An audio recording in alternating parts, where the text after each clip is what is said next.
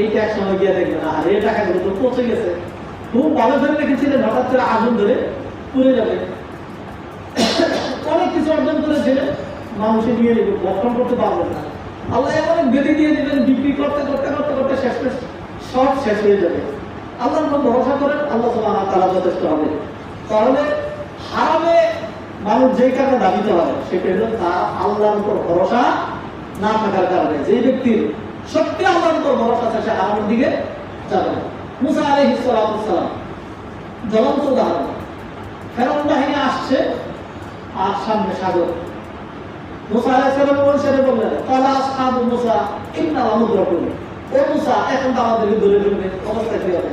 তো মুসা আলাইহিস সালাম আল্লাহ ভরসা দেখেন, তিনি বললেন, ক্বালা কাল্লা ইন্না মাইয়া রাব্বি সায়াহদিন, পশ্চিম কালেও না, আমার সাথে আমার আল্লাহ আছে। এইটা সাদা মাথায় ইব্রাহিম আলাইহিস সালাম বললেন হাসবি আল্লাহু লা ইলাহা ইল্লাহু, এটার অর্থ হলো আল্লাহ ভরসা।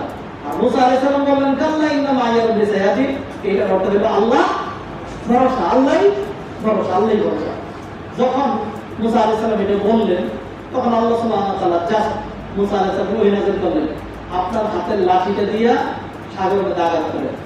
আমি মোটামুটি নিশ্চিত হয়ে বলছি মুসা আলাইহিস সালামের হাতে যে লাঠি ছিল সেটা খতিব সাহেবের এরকম বার্নিশ করা, এত সুন্দর তেল পালিশ করা এরকম লাঠি ছিল না, একটা বাঁশের কঞ্চি ছিল। জানি না মুসা আলাইহিস সালামের সেই লাঠি আজও আছে কিনা জানা নাই।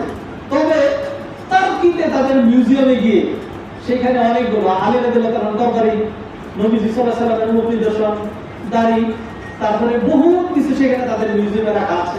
যেহেতু তারা সৌদি আরব শাসন করতো, তো সেইখানে একখানে গিয়ে দেখে আরবিতে লেখা আছে, আবার তাদের ভাষায় ইংরেজিতে লেখা আছে।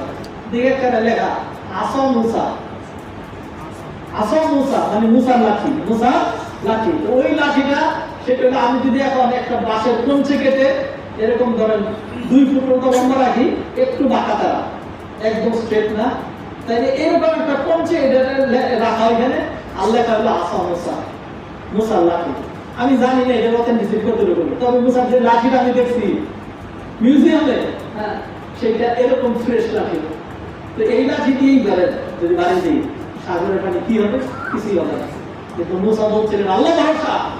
এরপর মুসা যখন লাঠিতে বাড়ি দিলেন, বাকি করবেন আপনাদের জানা। আমার আপনাদের এই সমস্যা, আল্লাহর উপর যে ভরসা করবো, আল্লাহ এত কিছু পারেন, সাগরকে দিগন্বিত করতে পারেন, আগুনের মধ্যে আমাদেরকে তাকে বাঁচায় দিতে পারেন, কিন্তু আমার আপনার যে পেটটা, খবিশ পেট, আমার আপনার যে পেটটা, এই পেটটা আল্লাহ ভরাইতে পারেন না।